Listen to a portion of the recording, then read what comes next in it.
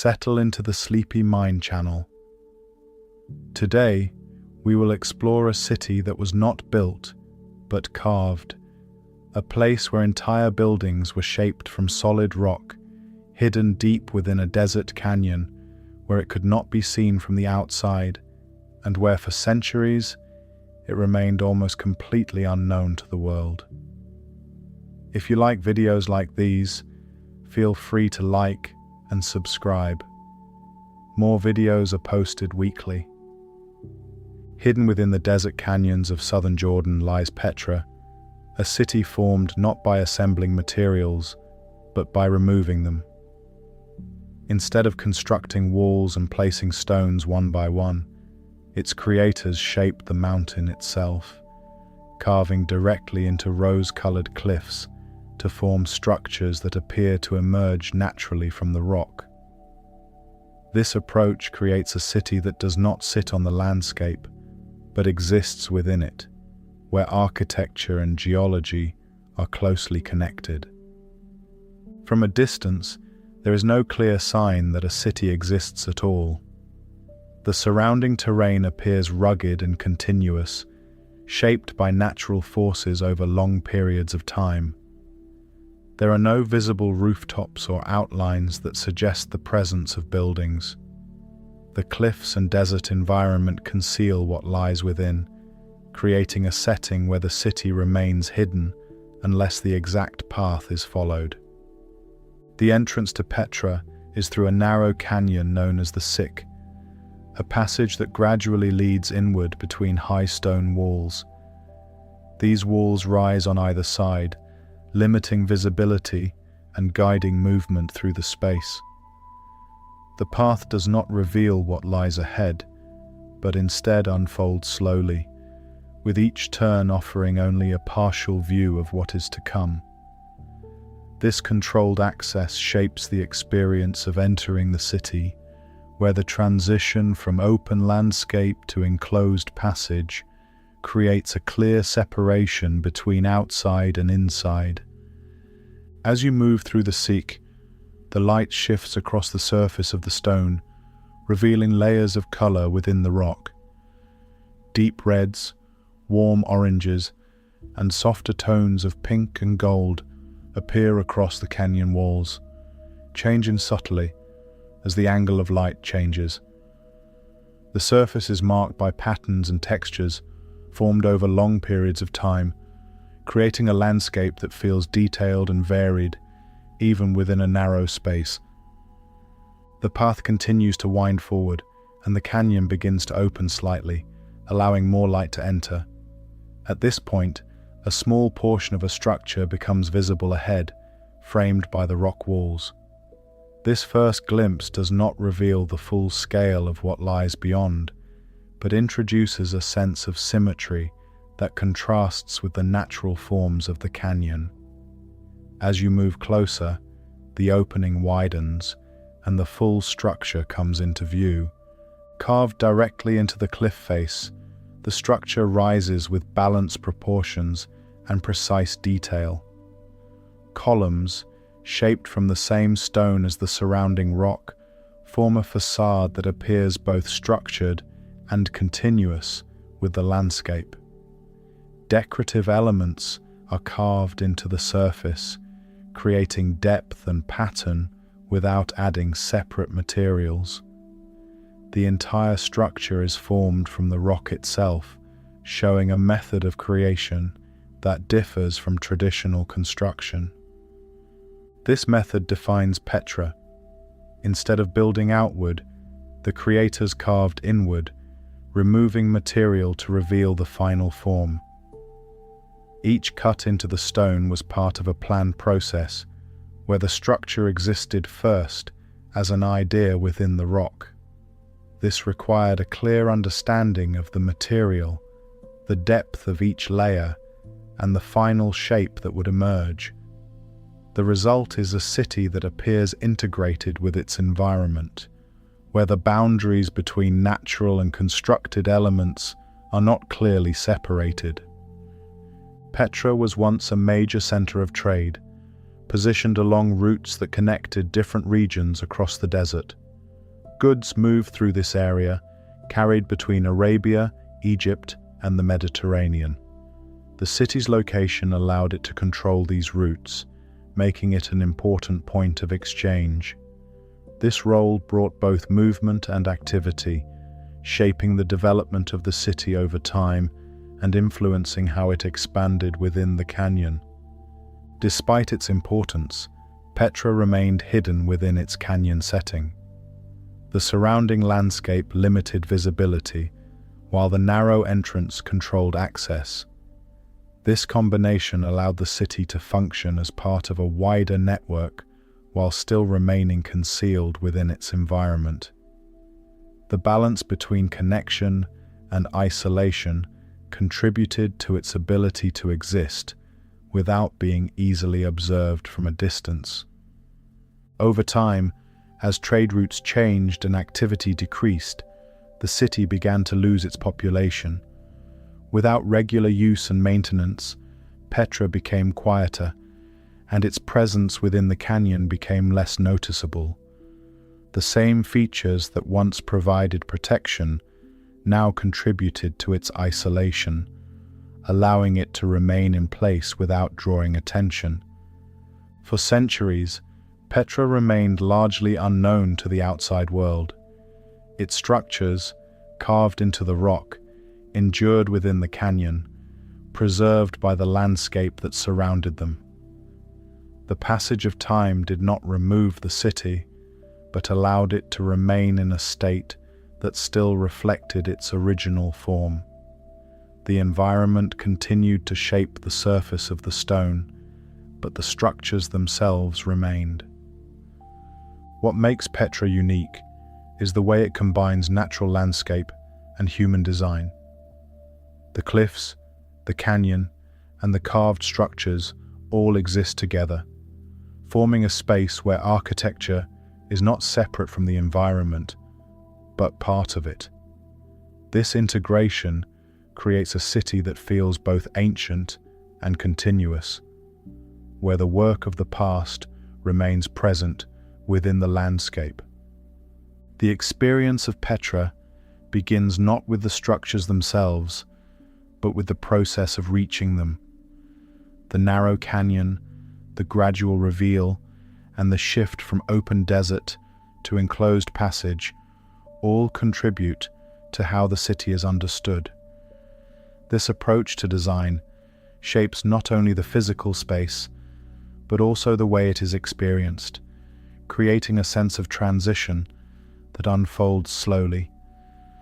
As we continue, we now turn to the hidden nature of Petra's location, exploring how its position within the canyon shaped its security, visibility, and long period of isolation from the outside world. Petra is located in southern Jordan, within a region defined by desert mountains, rocky terrain, and deep natural canyons. The landscape is shaped by erosion over long periods of time, creating a network of valleys and narrow passages that cut through the stone. These features form a terrain that is uneven and complex, where movement is guided by the natural contours of the land rather than by open and direct routes. The city is not visible from a distance because it is positioned within these canyons rather than on open ground. Unlike settlements that are built across plains or elevated on hills, Petra is set within enclosed spaces that are surrounded by high rock walls. This placement means that there are no clear visual markers that indicate the presence of a city when viewed from outside the canyon system. The surrounding terrain appears continuous, with no immediate signs of structures or development. This lack of visibility is not accidental, but a result of how the landscape naturally conceals what lies within it. The canyons create barriers that limit lines of sight, while the elevation of the surrounding terrain blocks views from a distance. Even when approaching the region, the city remains hidden until the correct path is followed. This creates a setting where Petra exists within the landscape without being easily observed. Access to the city is primarily through the Sick, a long and narrow gorge that serves as the main entrance. This passage is not a wide or open approach, but a confined corridor that winds through the rock. The walls of the Sick rise high on either side, creating a sense of enclosure and guiding movement along a defined path. The route does not allow for a direct view of the city ahead, but instead leads gradually inward. The Sick functions as both an entrance and a natural barrier. Its narrow width and winding shape limit how people can move through it, creating a controlled point of access. This means that entry into Petra is not immediate or unrestricted, but guided through a specific route. The shape of the passage also slows movement, as the path curves and narrows in places, requiring careful navigation. The high walls of the Sick reduce visibility within the passage itself. As you move through the gorge, the view is limited to what is directly ahead, with the rock walls blocking wider perspectives. This creates a sense of progression, where the surroundings change gradually rather than all at once. The experience of moving through the Siku is defined by this controlled reveal, where the city is not seen until the passage opens. This method of access contributes to the hidden nature of Petra. The city is not revealed immediately upon entering the region, but only after passing through the canyon. This separation between the outside landscape and the interior space of the city creates a clear distinction between the two environments. The transition from open desert to enclosed canyon marks the beginning of the approach to Petra. The location of the city within this canyon system also provided a form of protection. The surrounding rock walls act as natural defenses, limiting the number of ways the city can be reached. Instead of requiring constructed barriers, the terrain itself serves this function. The narrow entrance and enclosed setting reduce exposure, making it more difficult for movement to occur without passing through specific points. This natural protection is closely linked to the isolation of the city. While Petra was connected to trade routes and external regions, its physical location created a level of separation from the surrounding environment. The city could function as part of a larger network while still maintaining a degree of independence in how it was accessed and observed. The hidden position of Petra also contributes to its sense of mystery. A city that cannot be seen from a distance and must be approached through a narrow passage creates an experience that is different from more open settlements. The process of reaching the city becomes part of its identity, where discovery is gradual rather than immediate. The terrain surrounding Petra reinforces this sense of enclosure. The mountains and rock formations extend across the region, creating a landscape that is both expansive and confined. While the desert stretches outward beyond the canyon system, the interior spaces of Petra remain contained within the rock, separated from the wider environment. This combination of concealment and controlled access allowed Petra to exist in a way that balanced connection and isolation. The city was part of a network that linked different regions, but its physical form limited how it could be seen and reached. This balance contributed to its stability, as it could engage with external systems while remaining protected within its landscape. The placement of Petra within these canyons reflects an understanding of how geography can shape the function of a city. By using the natural features of the land, the city's creators established a location that provided both access and protection without the need for extensive external structures. The terrain itself becomes part of the system that supports the city. Over time, this hidden setting also contributed to the preservation of Petra. As activity decreased and the city was gradually abandoned, its position within the canyon made it less visible to those outside the region. Without clear markers or open access points, the city remained largely concealed, allowing its structures to endure within the landscape. The relationship between Petra and its location is central to understanding how the city functioned. The canyons, the narrow entrance, and the surrounding terrain all play a role in shaping its visibility and accessibility. These elements do not act independently, but work together to create a setting where the city is both connected to and separated from the wider world. As we continue, we now turn to the geographic setting of Petra, exploring how the desert environment, the sandstone cliffs, and the patterns of water flow influence the way the city was built and maintained. The geographic setting of Petra is defined by an arid desert environment where water is limited and conditions can change quickly. The region receives very little rainfall throughout the year, and the surrounding landscape reflects this scarcity. The ground is dry for long periods, with vegetation appearing only in small and scattered areas. The climate is shaped by heat during the day and cooler temperatures at night, creating a pattern that influences how the land is experienced over time. The terrain surrounding Petra is formed from sandstone, a type of rock that has developed through layers of sediment over long periods. This sandstone is relatively soft compared to other types of rock, making it more suitable for carving.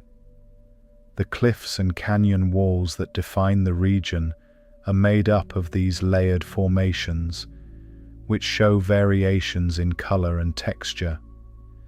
These characteristics not only shape the appearance of the landscape, but also influence how it can be used.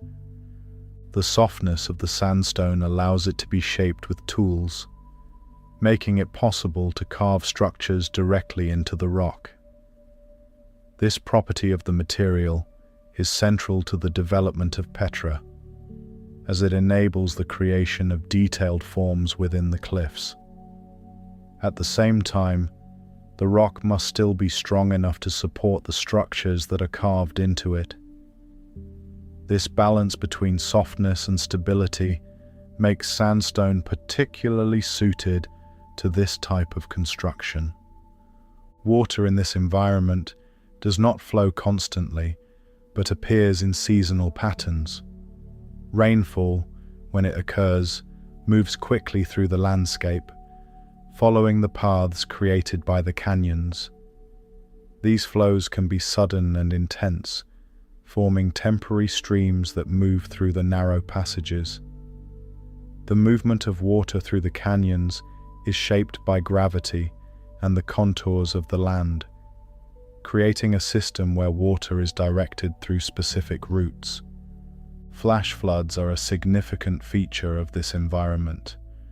When rain falls in the surrounding region, water can collect and move rapidly through the canyon system, increasing in force as it travels. These sudden flows have the potential to affect both natural and constructed features within the landscape. The presence of flash floods means that any settlement within this environment must account for the movement of water, even if rainfall is infrequent. The risk of flooding is not constant, but it is unpredictable. Long periods of dry conditions can be interrupted by sudden rainfall, creating a contrast between stillness and rapid movement. This variability requires an understanding of how water behaves within the terrain as well as methods to manage its effects. The canyons that define Petra act as channels for this movement, guiding water through the landscape. The desert environment also influences how temperature is experienced. During the day, the sun heats the rock surfaces, causing the temperature to rise. At night, the heat dissipates and the temperature drops. This daily cycle affects both the natural landscape and any structures within it. The materials used must be able to respond to these changes without losing stability. The combination of heat, dryness, and occasional water flow creates a setting that requires careful adaptation. The landscape is not uniform, but varies between open desert areas and enclosed canyon spaces. Within the canyons, the rock walls provide some shade, reducing direct exposure to sunlight. This creates differences in temperature between areas, influencing how space is used within the environment. The sandstone cliffs themselves show the effects of long-term natural processes. Layers within the rock reveal patterns formed over time, with different colors and textures marking changes in composition. These layers are visible across the canyon walls, creating a visual record of the geological history of the region. The patterns are not only decorative, but indicate how the rock has formed and how it may respond to external forces. Erosion continues to shape the landscape, gradually altering the surface of the rock. Wind and water both contribute to this process, wearing away small amounts of material over time. This slow change does not immediately alter the overall form of the cliffs, but affects the finer details of the surface. Over long periods, these changes contribute to the evolving appearance of the landscape. The relationship between the rock and the movement of water is an important part of this environment.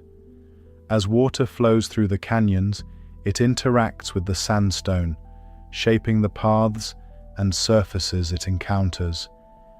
This interaction creates channels and patterns that guide future movement, reinforcing the structure of the landscape. The result is a system where natural processes continue to influence how the terrain develops.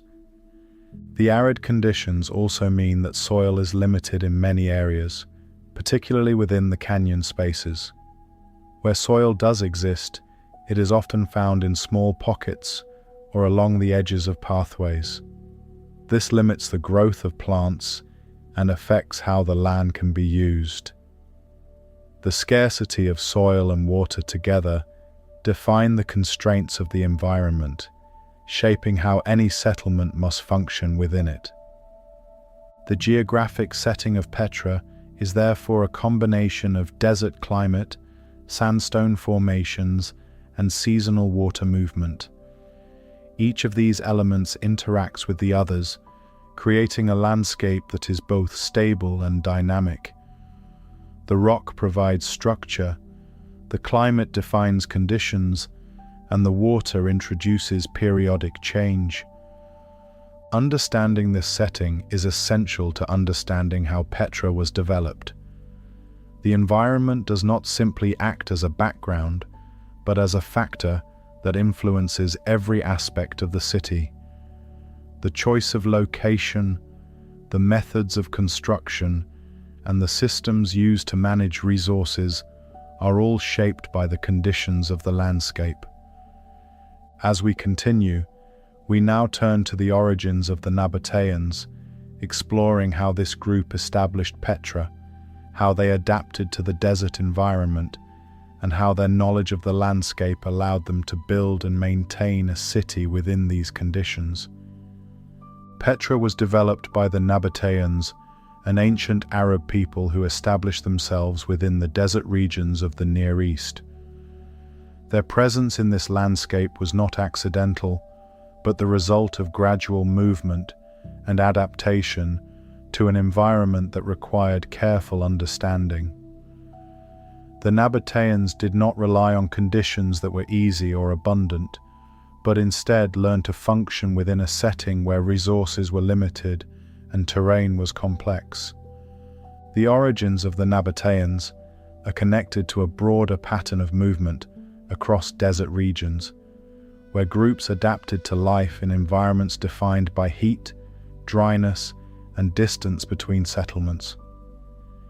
This way of life required flexibility, as conditions could change and resources were not always consistent. The ability to move, observe, and adjust to the landscape became central to their development as a people. Their knowledge of the desert allowed them to understand patterns that were not immediately visible. They recognized where water might appear after rainfall, how terrain could guide movement, and how natural features could provide shelter or protection. This awareness was not based on a single observation, but on accumulated experience over time, where repeated interaction with the environment created a deeper understanding of how it functioned. The decision to establish Petra as a central location reflects this knowledge. Rather than selecting an open or easily visible area, the Nabataeans chose a site within a network of canyons, where the landscape itself could support both concealment and structure. This choice shows an awareness of how geography could be used not only for survival, but for the development of a more permanent settlement. The Nabataeans were also known for their role as traders, moving goods across regions that connected distant areas. Their ability to travel through the desert and navigate its conditions gave them access to routes that were not easily used by others. This movement between regions allowed them to interact with different cultures and systems, bringing together knowledge and resources from a wide area. Their position within these routes allowed them to establish Petra as a central point within a larger network. While the details of trade and exchange are explored later, the origins of this role are rooted in their ability to move through the desert and understand its challenges. The environment that might limit others became a space in which the Nabataeans could operate effectively. The establishment of Petra was not a single event, but a gradual process where the location became more defined over time. As the Nabataeans continued to use the site, it developed into a place where movement, settlement, and activity could occur in a more structured way. The canyon setting provided a framework within which this development could take place. Living within this environment required adaptation to both climate and terrain. The heat of the day, the cooler temperatures at night, and the limited availability of water all influenced how daily life was organized. The Nabataeans developed ways of managing these conditions, using their knowledge of the environment to create stability within a setting that could otherwise be unpredictable. This adaptation extended beyond basic survival and into the organization of space. The choice of where to settle, how to move through the landscape, and how to use the natural features of the terrain all reflect a system of thinking that is closely connected to the environment. The Nabataeans did not separate themselves from the landscape, but worked within it, using its features to support their needs. Their understanding of the desert also influenced how they interacted with other regions. By controlling movement through certain routes, they were able to position themselves within a larger network of activity. This connection to external areas did not remove their reliance on the local environment, but added another layer to how they functioned as a group. The identity of the Nabataeans is therefore closely tied to their ability to adapt. Their presence in Petra reflects a combination of movement, observation, and decision-making that allowed them to establish a lasting settlement within a challenging environment. This process was not based on a single factor, but on the interaction of multiple elements that shaped how they lived and developed. The environment did not remain static, and the Nabataeans continued to respond to changes over time. This ongoing interaction with the landscape ensured that their methods remained effective, even as conditions shifted. Their ability to adjust and refine their approach contributed to the stability of Petra as it developed. The Nabataeans also developed a strong sense of spatial awareness, understanding how distance, terrain, and movement were connected. Travel across desert regions required careful planning, where timing, direction, and knowledge of the land all played a role. This awareness allowed them to move efficiently between locations, reinforcing their ability to operate within a wide geographic area. This understanding of movement was closely tied to their identity as a people who were not confined to a single place. While Petra became a central location, their knowledge extended far beyond it, connecting them to a larger landscape that influenced how they lived and interacted. This broader awareness contributed to their ability to establish and maintain a city within a challenging environment. The origins of Petra cannot be separated from the people who created it. The knowledge and experience of the Nabataeans shaped every aspect of the city, from its location to its development over time. Their understanding of the desert provided the foundation for what Petra would become, allowing it to exist within a landscape that required constant awareness and adaptation. As we continue, we now turn to the carved architecture of Petra, exploring how the Nabataeans transformed the sandstone cliffs into structures, how they shaped entire facades from solid rock, and how this method of construction defined the appearance of the city.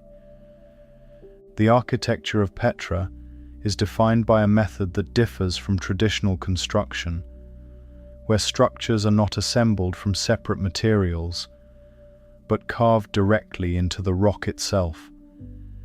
Instead of building upward by placing stone blocks together, the Nabataeans worked by removing material from the sandstone cliffs, shaping entire facades, chambers, and spaces from a single continuous surface.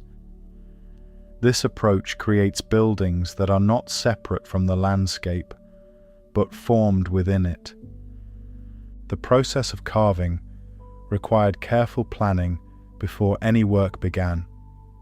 Each structure existed first as a concept within the rock, where the final form had to be understood in advance. Unlike construction methods that allow for adjustment through the addition of materials, carving is a process of subtraction. Once stone is removed, it cannot be replaced, which means that each cut must be deliberate and controlled. This required a clear understanding of both the design and the material being shaped. The sandstone cliffs of Petra made this method possible. The rock is soft enough to be carved using tools, yet stable enough to hold its form once shaped. This balance allows for the creation of detailed architectural features, including columns, doorways, and decorative patterns. The layers within the sandstone also contribute to the visual appearance of the structures, creating natural variations in color that enhance the carved surfaces. Carved facades are one of the most recognizable features of Petra. These facades are cut into the vertical faces of the cliffs, creating the appearance of standalone buildings. columns are shaped directly from the rock, rising from the base of the structure and supporting the upper sections. These elements are not separate pieces, but part of the same continuous material as the cliff itself. This creates a sense of unity between the structure and the surrounding landscape. Decorative details are also carved into the surface of the rock, adding depth and complexity to the facades. Patterns, shapes, and symmetrical designs are formed through careful removal of material, creating shadows and highlights that change with the movement of light. These details are not applied after construction, but are part of the carving process, integrated into the structure from the beginning. The technique used to carve these structures required both skill and precision. Workers had to understand how the rock would respond to each cut, adjusting their approach based on the material. The process likely involved working from the top downward, removing layers of stone to gradually reveal the final form. This method helps maintain stability, as the upper sections are completed before the lower areas are shaped. The creation of interior spaces followed a similar approach. Instead of building rooms with walls and ceilings, the Nabataeans carved into the rock to create enclosed chambers.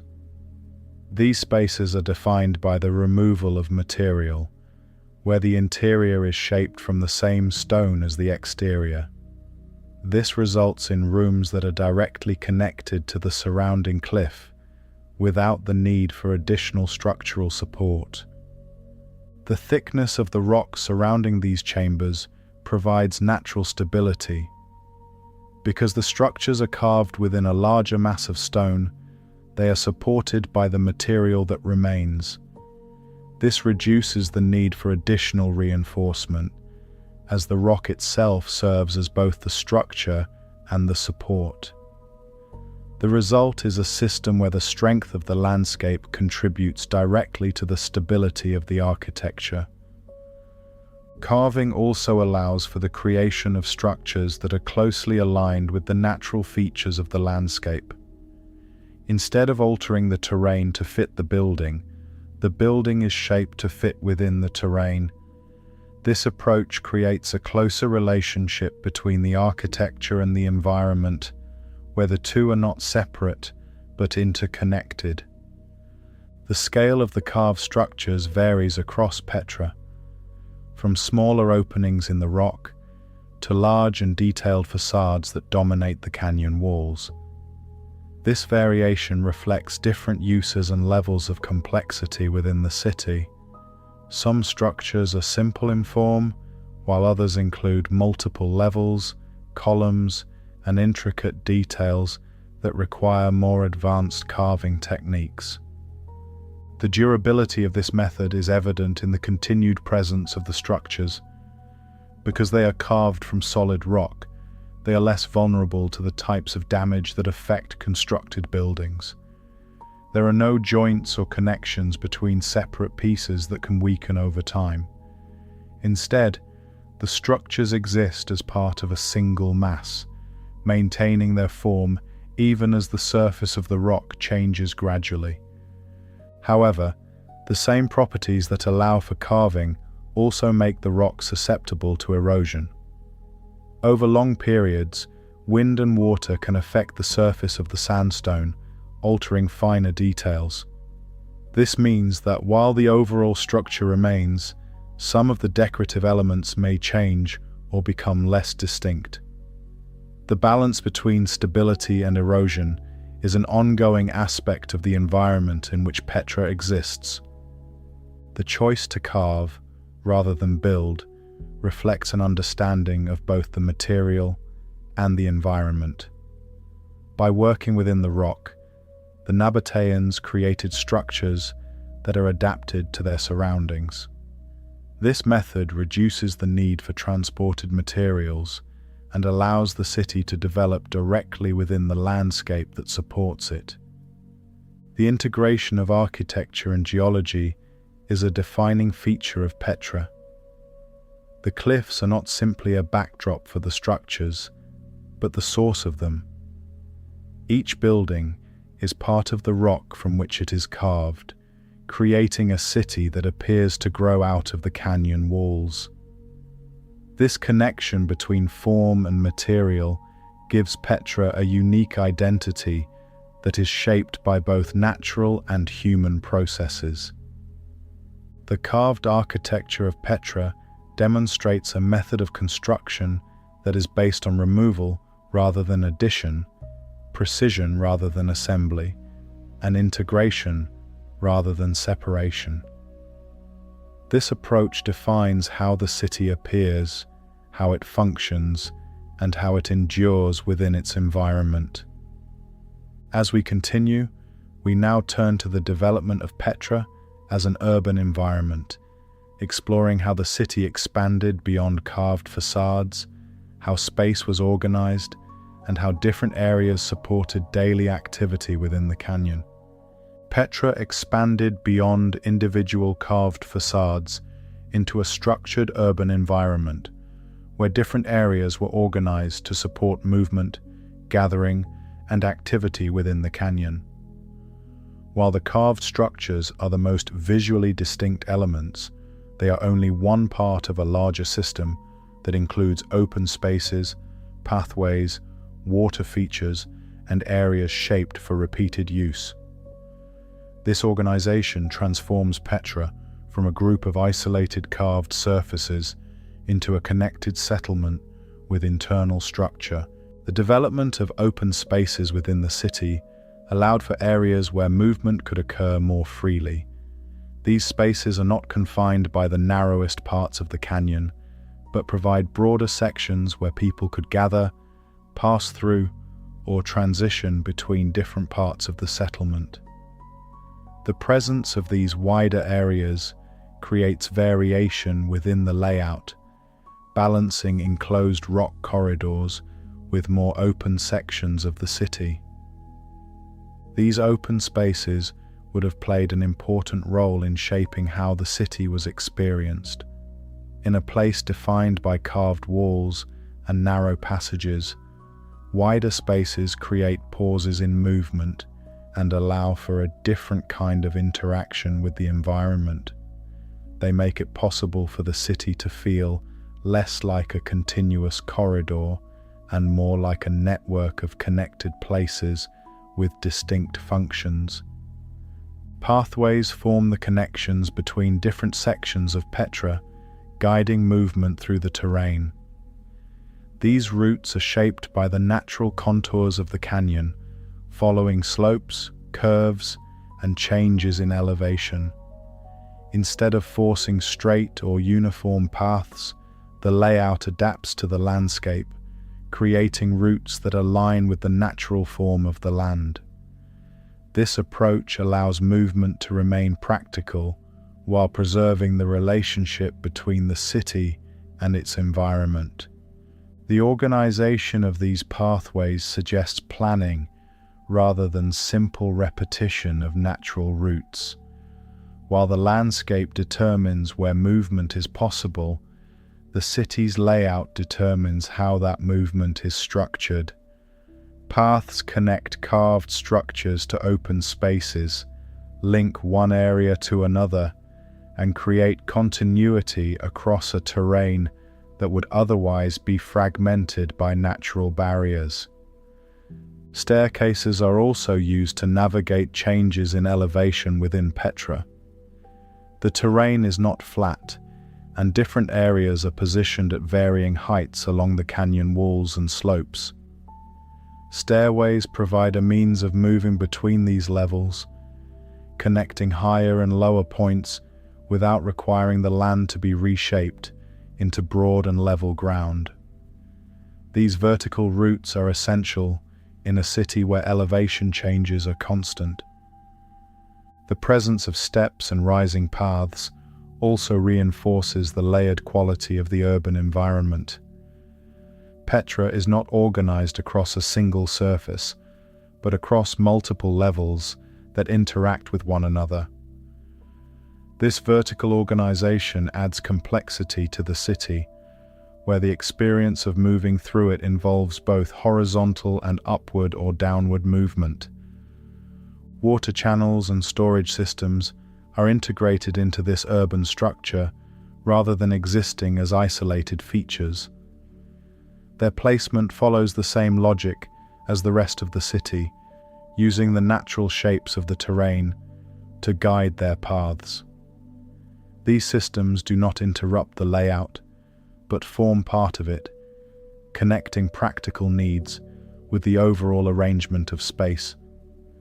Their inclusion shows that urban development in Petra involved more than the creation of buildings alone. This integration of water systems into the layout contributes to the continuity of the city. The channels, reservoirs, and storage features support the functioning of the settlement while remaining aligned with the movement patterns created by the pathways and open spaces. This makes them part of the city's structure rather than separate technical additions. Residential and commercial areas were also part of Petra's urban development. The city did not exist only as a ceremonial or monumental environment, but as a place where daily activities could occur. Areas were shaped to support repeated occupation and movement, allowing Petra to function as a settlement as well as a visually striking rock-cut city. These spaces were linked to the wider layout, ensuring that they were accessible and connected. The presence of these different kinds of areas suggests that Petra developed into a full urban environment rather than remaining a series of carved facades scattered across the canyon.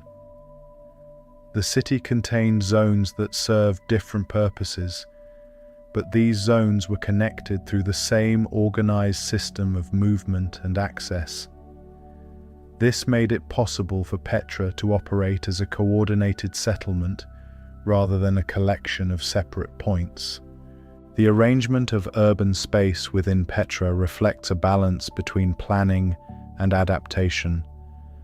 The Nabataeans did not impose a rigid design that ignored the landscape.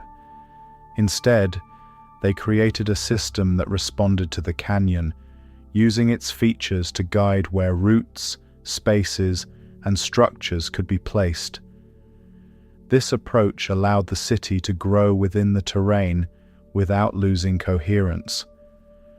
The result is a city where the natural and constructed environments are closely linked. Open spaces emerge where the terrain allows them, pathways curve with the rock, and built features are positioned in ways that make use of the canyon's form. This creates a layout that feels consistent with the landscape while still being clearly organized by human design. Urban development in Petra also reflects the need to use limited space carefully. The canyon environment does not provide broad open land that can be expanded without restriction. Every section of usable ground has to serve a purpose, and every route must work within the constraints of the terrain. This creates a city where space is managed with precision and where organization is essential. The city's growth beyond carved facades shows that Petra was not defined by appearance alone. The monumental surfaces carved into rock are only the most visible part of a broader urban system. Behind them lies a city of routes, levels, open areas, and integrated systems that support movement and function. This wider organization is what allows Petra to operate as a complete environment. The expansion of Petra into a full urban setting reflects a transition from isolated carved structures to a connected and coordinated city. Pathways, staircases, open spaces, water systems, and functional areas all contribute to this transformation. Together, they create an environment that supports both movement and activity within a canyon landscape that would otherwise be difficult to occupy. As we continue, we now turn to Petra's role within a wider network of movement and exchange, exploring how its position connected different regions and how this influenced its growth and significance over time. Petra was positioned along major trade routes that connected different regions across the desert, forming part of a network that linked Arabia, Egypt, and the Mediterranean. These routes were not defined by fixed roads, but by paths shaped through repeated movement over time. Traders, animals, and caravans followed these routes across difficult terrain, carrying goods between distant locations. Petra's location placed it at a point where several of these routes intersected, allowing it to function as a central hub within this wider system. The importance of these trade routes lies in their ability to connect regions that would otherwise remain separated by distance and environment. The desert landscape does not provide easy pathways, and movement across it requires knowledge of terrain, water sources, and direction. Petra's position within this network allowed it to serve as a place where these journeys could be organized, supported, and controlled. Goods that moved through Petra included items that were valued across different regions. Spices, incense, textiles, and other materials were transported along these routes, passing through the city as part of longer journeys. These goods were not produced in a single place, but moved between regions where they could be exchanged or distributed. Petra became a point where this movement could be managed, creating a flow of materials through the city. The Nabataeans, who controlled Petra, played a central role in this system by managing the movement of goods. Their knowledge of the desert allowed them to guide trade routes and ensure that caravans could travel between locations. This control was not based on physical barriers alone, but on their understanding of the environment and their position within the network. By controlling access to certain routes, they were able to influence how goods moved across the region. The ability to control trade routes provided Petra with both economic and strategic importance. As goods passed through the city, the Nabataeans were able to regulate their movement, creating a system where trade could be monitored and managed. This role placed Petra within a larger economic structure, where its function was connected to the flow of resources between regions. Caravans traveling through the desert required organization and preparation. The movement of goods over long distances involved planning routes, managing supplies, and coordinating travel across challenging terrain. Petra's position allowed it to serve as a point where these journeys could be supported, providing a location within the network where movement could be organized. The desert environment influences how trade routes are formed and used. Paths must follow routes that allow access to water and manageable terrain, shaping how goods are transported.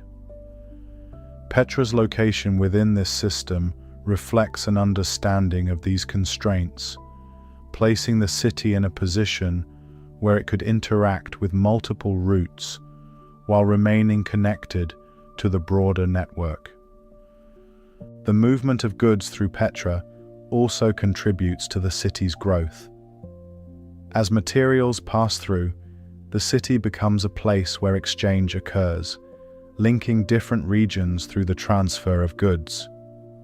This process creates a system where Petra is not isolated, but actively connected to distant areas through trade. Control over these routes also allowed the Nabataeans to establish influence within the region. By managing how goods moved, they were able to shape the flow of resources and maintain their position within the network. This influence is not limited to the city itself, but extends across the routes that connect it to other regions. The trade network that includes Petra is not static, but changes over time as routes shift and conditions vary. Movement across the desert is influenced by factors such as environment, demand, and access. Petra's role within this network reflects its ability to adapt to these changes while maintaining its position as a central point of exchange. The connection between Petra and the wider trade network demonstrates how geography and movement are linked. The city's location within the canyon system does not isolate it from the network, but connects it through specific routes that guide movement. This balance between concealment and connection allows Petra to function within a larger system while maintaining its unique position. The flow of goods through Petra creates a pattern of movement that extends beyond the city itself. Each route connects to others, forming a network that spans multiple regions. Petra's role within this system is defined by its position at the intersection of these routes, where movement converges and is directed outward again. The organization of trade within Petra reflects the need for coordination between different parts of the network. Goods must move efficiently between locations, requiring systems that support this movement. Petra's role as a hub allows it to contribute to this coordination, linking different regions through the exchange of materials. The presence of trade routes also influences how Petra is understood as a city. It is not only a place defined by its structures, but by its connections to other areas. The movement of goods, the flow of resources, and the interaction between regions all contribute to its identity as part of a larger system. As we continue, we now turn to the water management systems of Petra, exploring how the city collected, stored, and controlled water within a desert environment, and how this system supported its continued function within a challenging landscape. Water management was one of the most important systems within Petra, allowing the city to exist in a desert environment where rainfall was limited and unpredictable. The Nabataeans developed methods to collect, direct, store, and protect water, creating a system that worked with the natural patterns of the landscape rather than against them. This system was not a single feature, but a network of connected elements that function together. Rainfall in the region does not occur regularly, but when it does, water moves quickly across the surface of the land. The canyons surrounding Petra act as natural channels, guiding this movement through narrow paths. Instead of allowing this water to pass through the area without being used, the Nabataeans created systems to capture it. This involved directing water from higher ground into controlled pathways that led towards storage areas. Channels were carved into the rock and built along the edges of pathways to guide water as it moved through the city. These channels follow the contours of the land, using gravity to move water from one location to another. The design of these channels ensures that water flows in a controlled manner, reducing the risk of uncontrolled movement that could damage structures or erode the ground. The placement of these channels reflects an understanding of how water behaves within the environment. Water naturally follows the lowest path available, and the Nabataeans use this principle to guide it into specific routes. By shaping the paths that water could take, they were able to control where it moved and where it was stored. Cisterns were used to store water for later use, providing a supply that could be accessed during dry periods. These storage areas were positioned in locations where water could be collected efficiently, often connected to the channel system. The design of cisterns allowed water to be held within protected spaces, reducing loss through evaporation and contamination. The ability to store water is essential in a desert environment where supply is not constant. By capturing water during periods of rainfall and holding it for later use, the Nabataeans created a system that allowed Petra to function even when conditions were dry. This storage system is closely linked to the channels that direct water into it, forming a complete cycle of collection and retention. Dams and barriers were also used to manage the movement of water, particularly during periods of heavy rainfall. Flash floods can move quickly through the canyon system, carrying large amounts of water that could damage the city. By placing barriers in strategic locations, the Nabataeans were able to slow the flow of water and reduce its impact. These barriers work by interrupting the direct path of water, spreading it out or redirecting it into controlled channels. This reduces the force of the water as it moves through the city, protecting both natural and carved structures from damage. The presence of these features shows an understanding of how to manage not only the collection of water, but also its potential risks. The combination of channels, cisterns, and barriers creates a system that addresses multiple aspects of water management. Water is collected, directed, stored, and controlled within a network that responds to the conditions of the environment. Each part of the system supports the others, creating a structure that can function even when conditions change. The integration of this system into the landscape is an important aspect of its effectiveness. The channels follow natural paths, the cisterns are positioned within the terrain, and the barriers are placed where they can influence the movement of water. This alignment with the environment ensures that the system works with natural processes rather than opposing them. The design of Petra's water management system reflects careful observation of the landscape over time. Understanding when and where water would appear, how it would move, and how it could be captured required knowledge gained through repeated interaction with the environment. This knowledge was then applied to create a system that could support a permanent settlement. The presence of water within Petra also contributes to the stability of the city.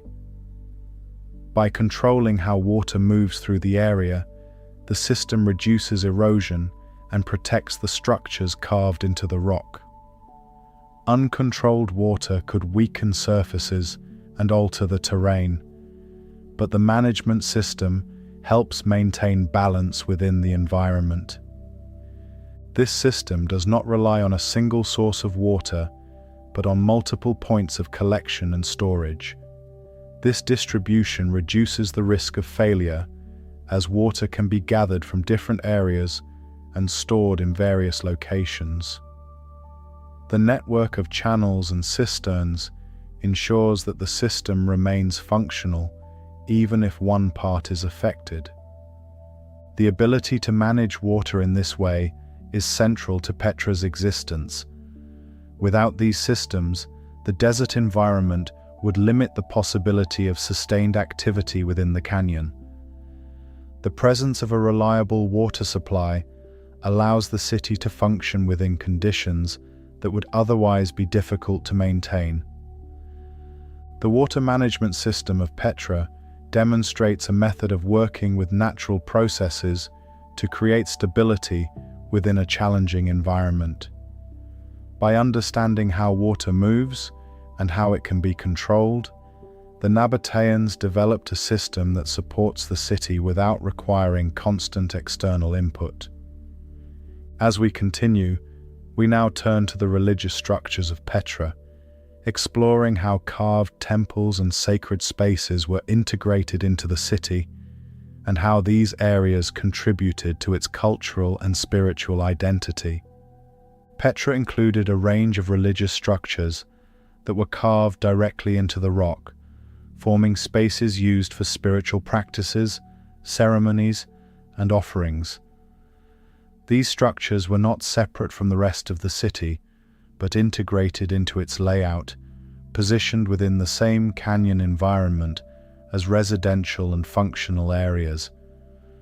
The presence of these spaces shows that religious activity was not isolated, but part of the overall organization of Petra. The design of these structures reflects the same carving techniques used throughout the city. Instead of constructing temples from separate materials, the Nabataeans shaped them directly from the sandstone cliffs, creating spaces that are both enclosed and connected to the surrounding rock. This method produces structures that feel continuous with the landscape, where the boundaries between natural and constructed elements are not clearly defined. These religious spaces vary in size and complexity, with some consisting of simple carved chambers and others featuring detailed facades and larger interior areas. The variation suggests that different types of practices may have taken place within different settings. Some spaces may have been used for smaller, more focused activities, while others were designed to accommodate larger gatherings. The positioning of these structures within the city is significant.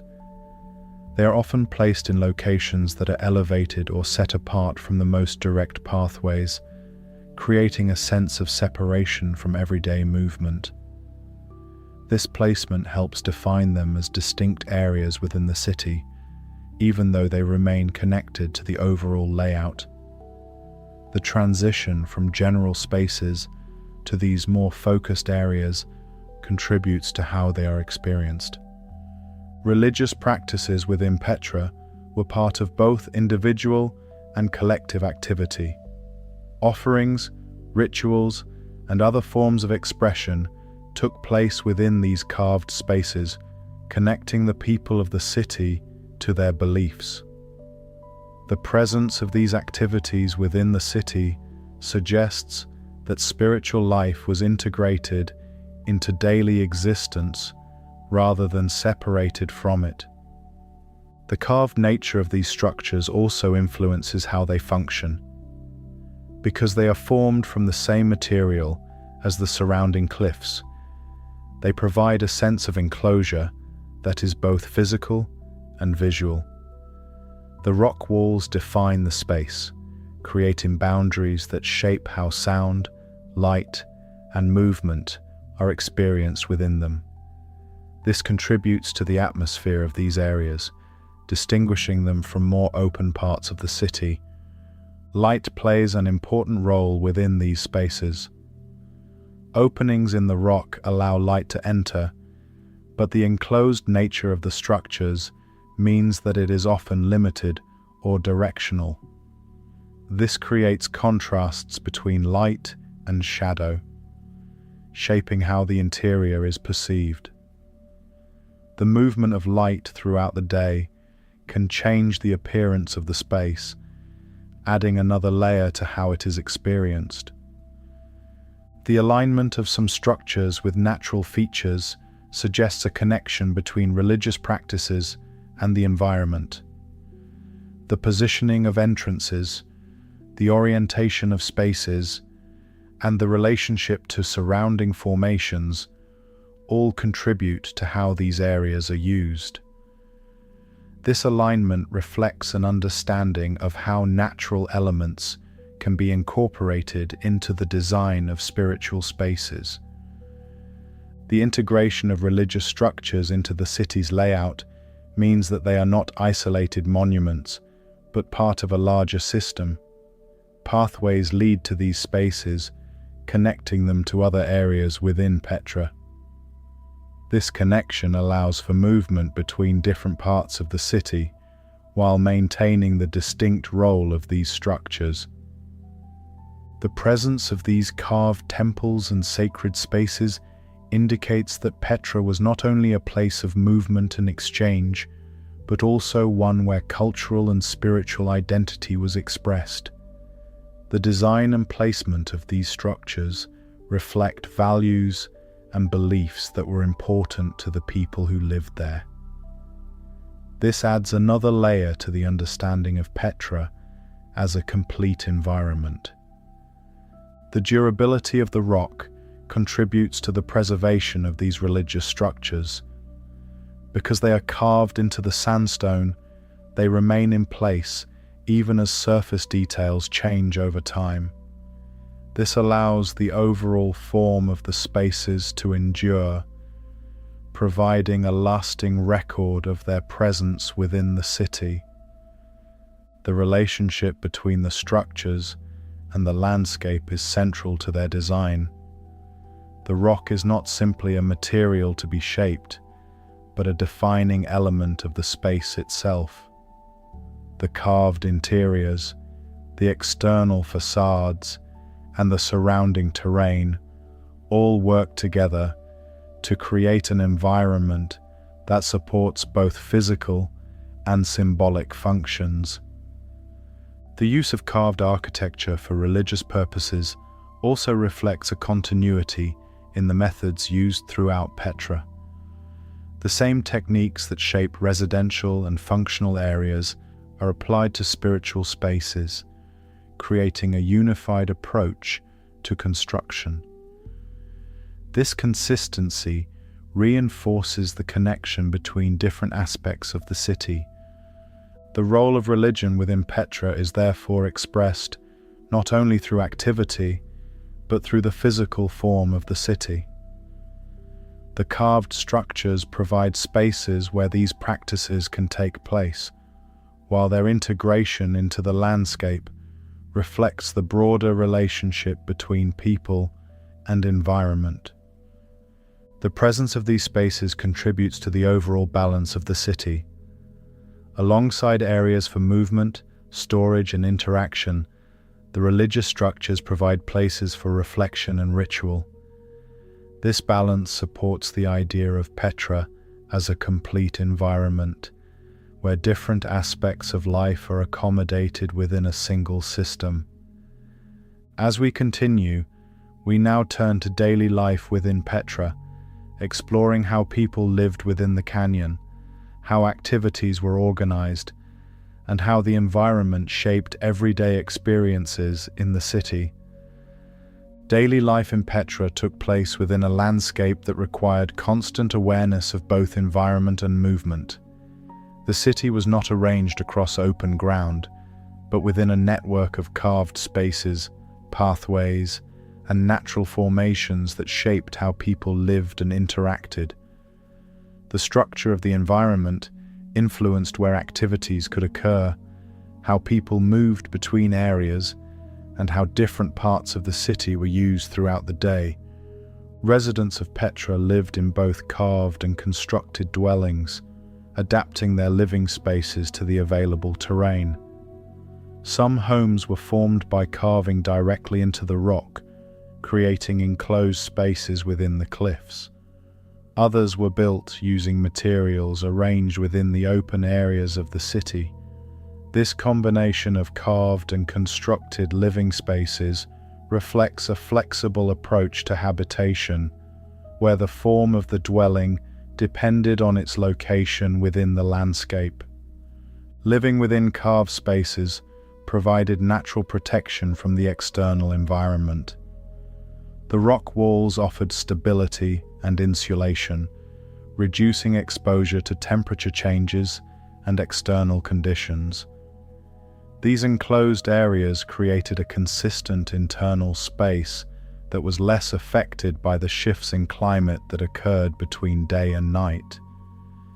This made carved dwellings particularly suited to the desert environment. Constructed dwellings, positioned in more open areas, allowed for different forms of use and arrangement. These spaces could be adapted more easily, with layouts that responded to the needs of those using them. The presence of both types of dwellings suggests that the city supported a range of living conditions, allowing people to occupy spaces that suited their roles and activities. Trade activity was a central part of daily life, influencing how time and space were organized within the city. Movement through Petra was not random, but guided by pathways that connected areas where goods were exchanged. This created patterns of activity where certain routes and spaces would experience more movement as goods passed through them. These patterns shaped how people interacted with the city and with each other. Markets provided spaces where goods and services could be exchanged. These areas were likely positioned along key pathways, allowing access for those moving through the city. The presence of markets creates a focal point for activity where people gather, interact, and participate in the exchange of goods. This contributes to the overall organization of daily life within Petra. The movement of goods through the city required coordination, as items needed to be transported, stored, and exchanged. This process involved multiple stages, from arrival to distribution, each connected to different parts of the urban layout. The pathways, open spaces, and storage areas all play a role in supporting this movement, creating a system where daily activity is closely linked to the flow of goods. Social structures within Petra were organized around both family and trade. People lived in groups that shared spaces and responsibilities, forming units that were connected to the broader system of the city. These groups contributed to the functioning of Petra by participating in activities that supported its operation, from maintaining spaces to managing goods. The organization of these social groups reflects the structure of the environment.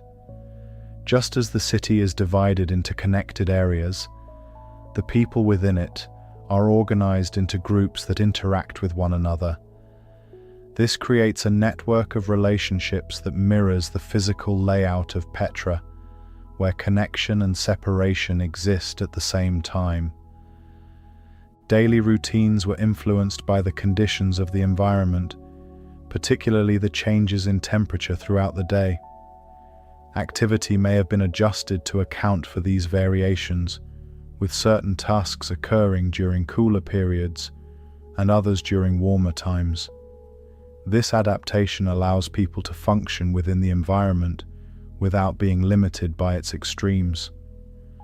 The presence of water systems also influenced daily life, as access to water was essential for maintaining activity within the city.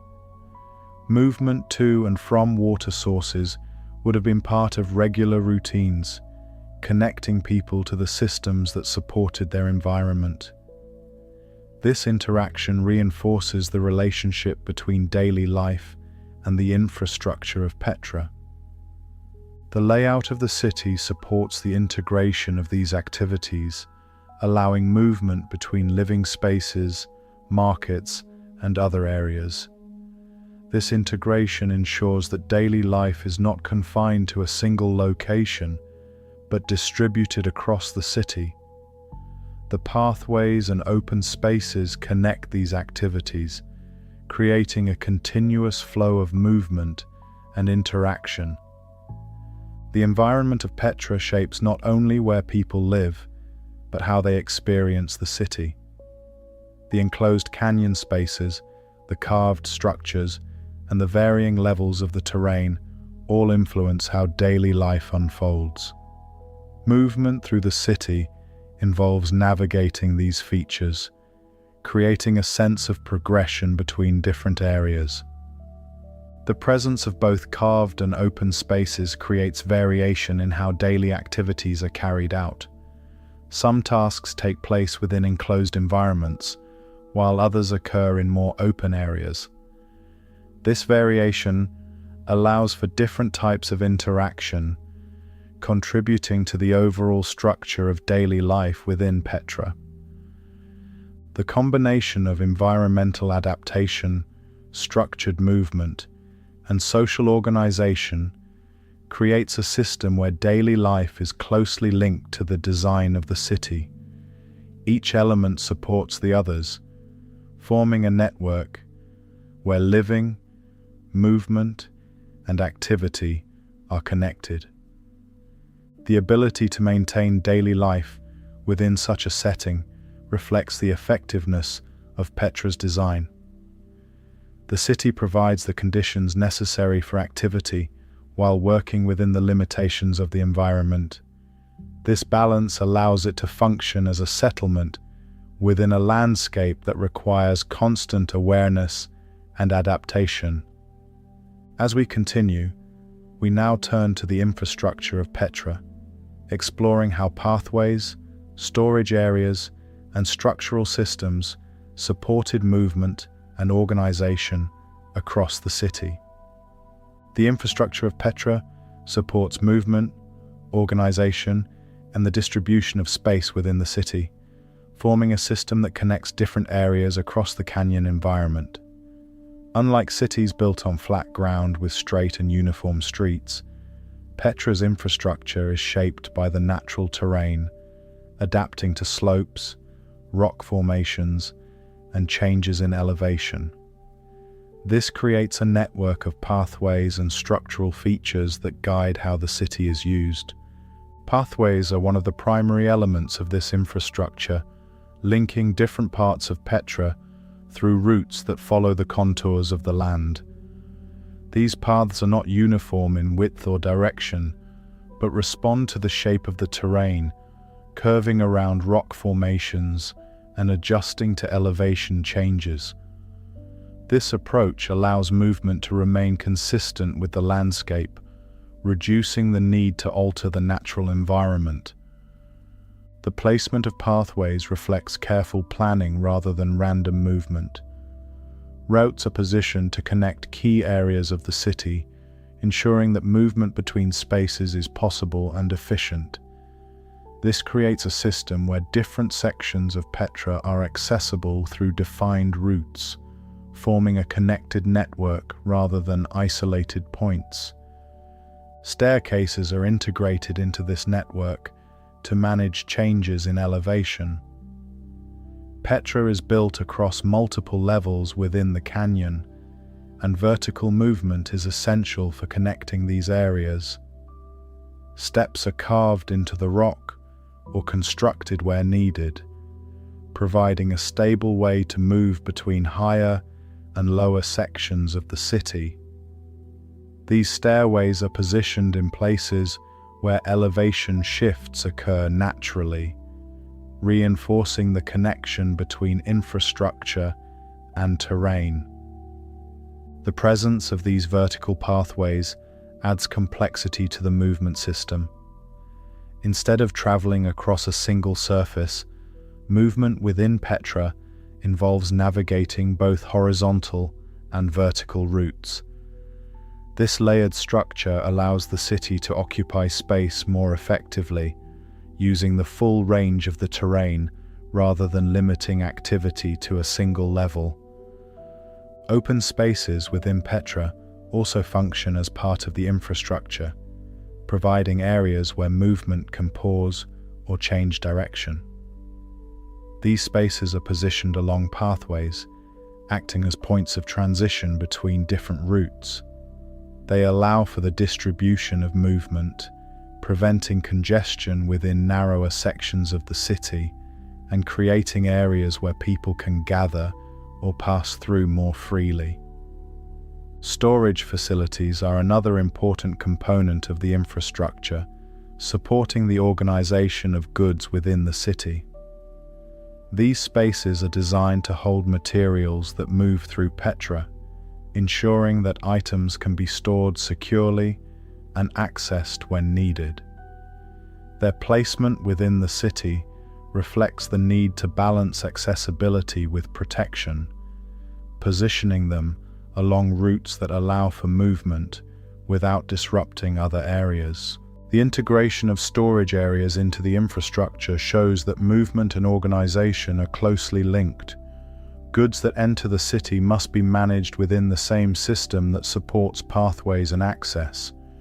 This creates a structure where storage is not separate from movement, but part of the same network that connects different areas. The layout of Petra's infrastructure supports both continuity and variation. While pathways connect different parts of the city, the form of these paths changes depending on the terrain. Some routes are narrow and enclosed, while others open into wider spaces. This variation creates a dynamic system where movement is guided by both natural and constructed elements. The adaptation of infrastructure to the terrain reduces the need for large-scale alteration of the landscape. Instead of flattening areas or creating uniform surfaces, the city works within the existing form of the canyon. This approach allows the infrastructure to remain stable while preserving the natural features of the environment. The materials used in the infrastructure also contribute to its durability. Pathways carved into rock are less likely to shift or degrade compared to constructed surfaces. Steps cut into the stone provide a stable and lasting means of movement, maintaining their form over long periods of time.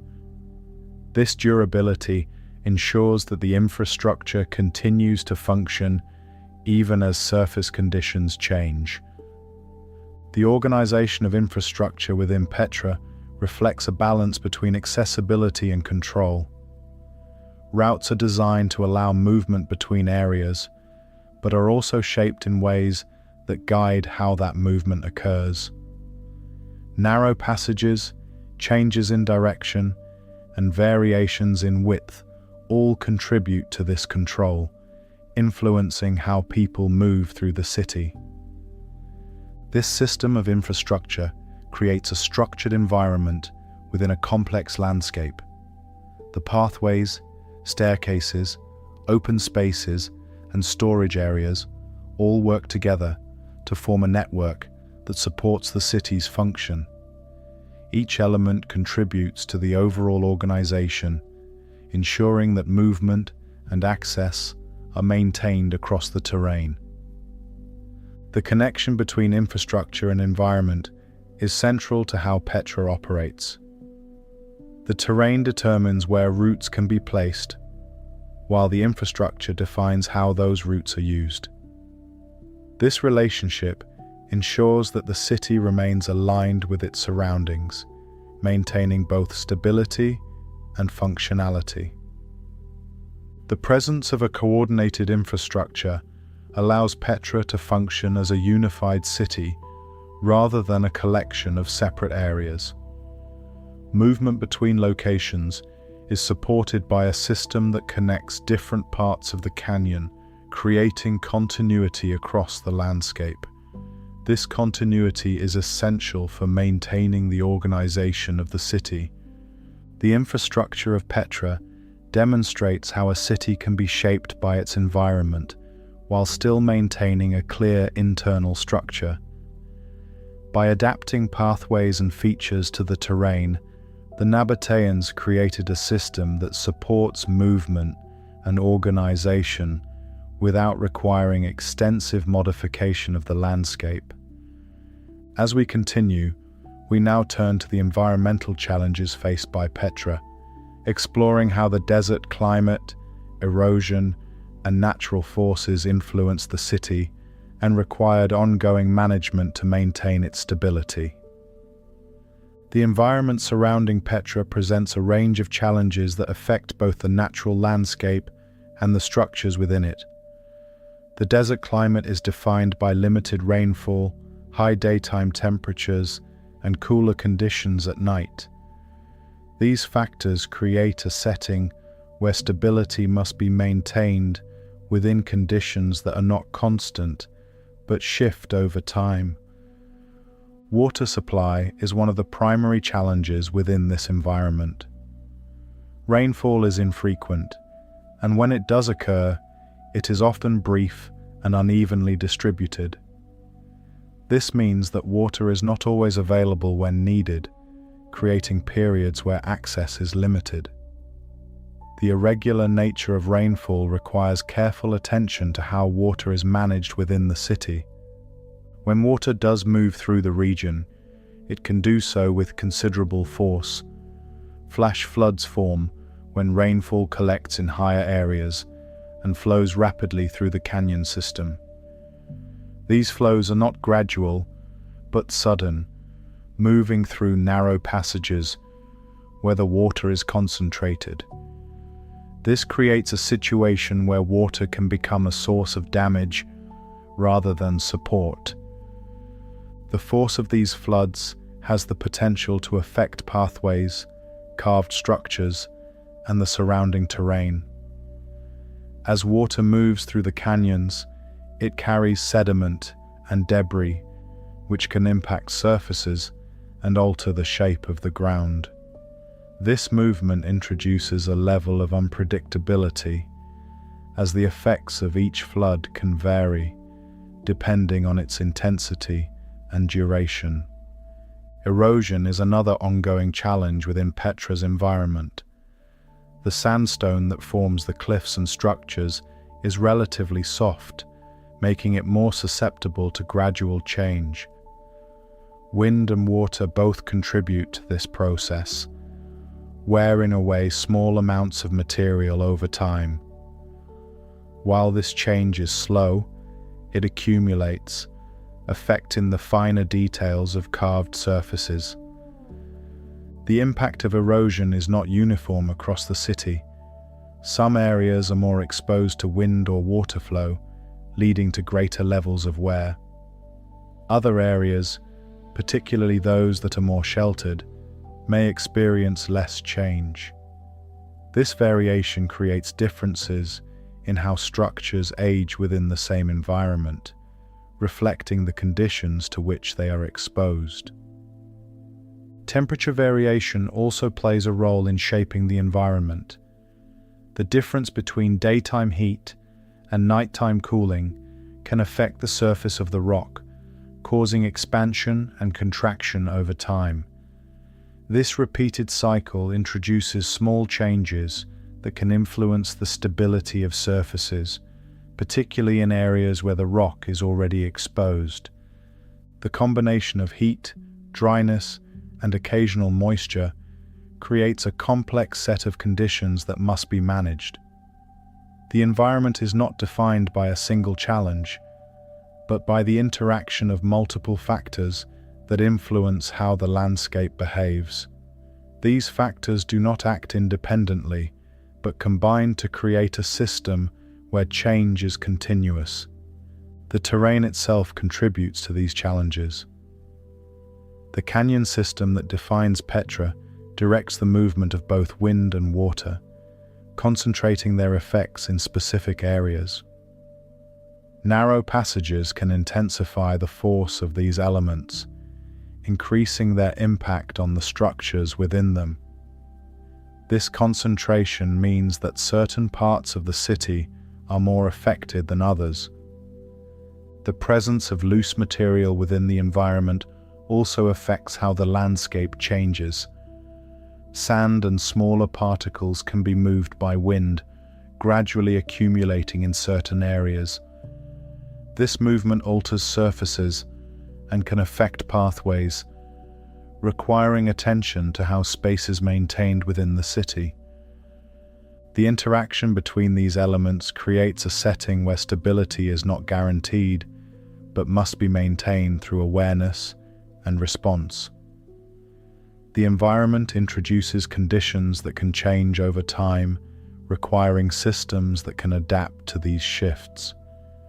The challenges are ongoing rather than isolated events. The sandstone cliffs that form the structures of Petra are central to how these challenges are experienced. While the rock provides stability, it is also affected by the same forces that shape the surrounding landscape. This creates a balance where the material supports the city, but is also influenced by the environment in which it exists. The variability of the environment means that conditions can differ from one area to another within the city. Some locations may experience greater exposure to sunlight, while others remain shaded for longer periods. These differences influence how surfaces change over time, creating a varied pattern of environmental impact across Petra. The presence of environmental challenges does not prevent the existence of the city, but defines the conditions under which it operates. Understanding these challenges is essential to maintaining stability within the landscape, as they influence how structures behave and how the terrain evolves. The environment of Petra is therefore not static, but dynamic, shaped by ongoing processes that affect both natural and constructed elements. The combination of water movement, erosion, temperature variation, and shifting material creates a setting where change is constant, requiring systems that can respond to these conditions. As we continue, we now turn to how Petra adapted to these environmental challenges, exploring the methods used to maintain stability, manage resources, and ensure that the city could function within a landscape defined by change. The challenges presented by Petra's environment required ongoing adaptation, where systems were not only created, but maintained and adjusted over time. The Nabataeans did not rely on a single solution, but developed methods that responded to changing conditions, ensuring that the city could continue to function within a landscape defined by variability.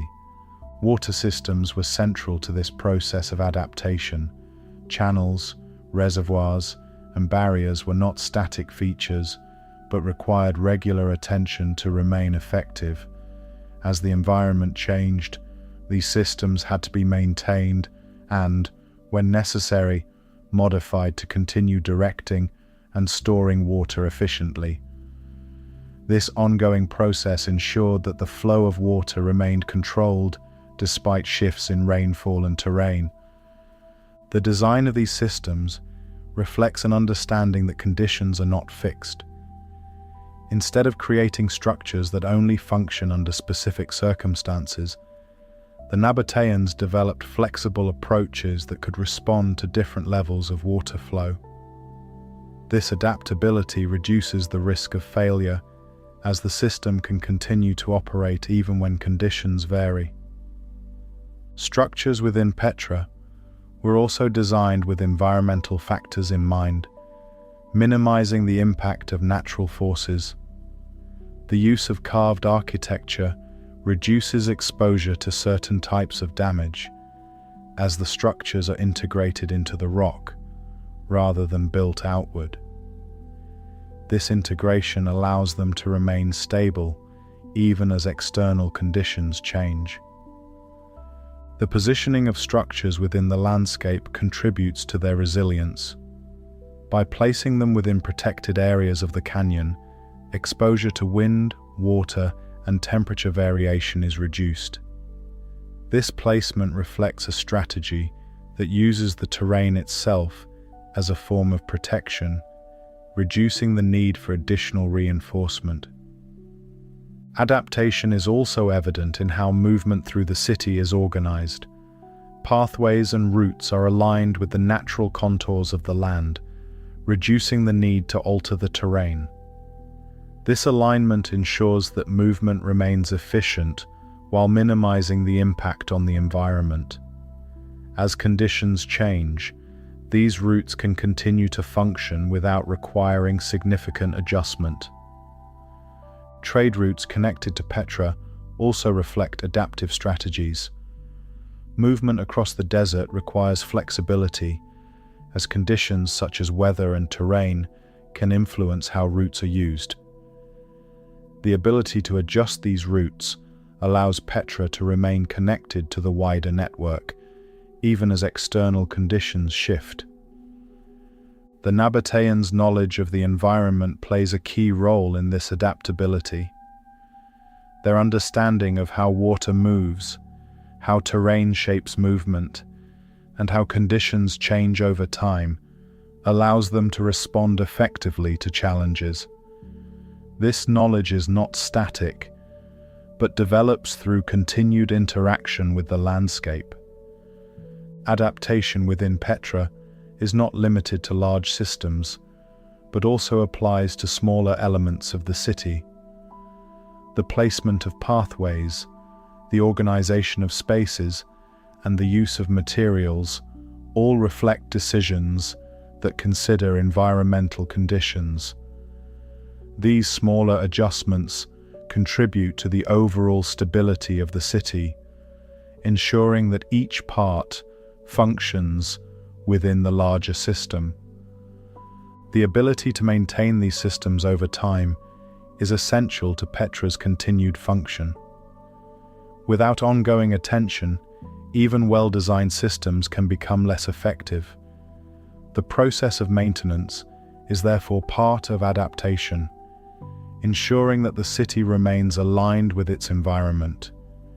The interaction between natural forces and constructed systems creates a dynamic relationship where both influence one another. The environment shapes how systems are designed, while the systems influence how the environment affects the city. This interaction requires continuous observation and response, reinforcing the importance of adaptability. The integration of different adaptive strategies creates a network of systems that support one another. Water management, structural design, and movement patterns all contribute to the overall stability of Petra. Each element addresses a different aspect of the environment, creating a comprehensive approach to adaptation.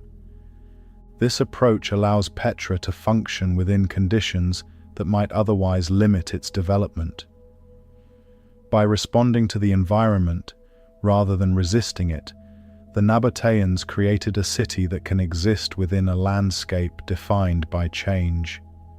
This method reduces the need for constant reconstruction, as the systems are designed to adjust over time. The concept of adaptation also reflects a broader understanding of how to work within natural constraints. Instead of attempting to control every aspect of the environment, the Nabataeans focused on guiding and managing key elements. This creates a balance where the city remains stable while the environment continues to evolve.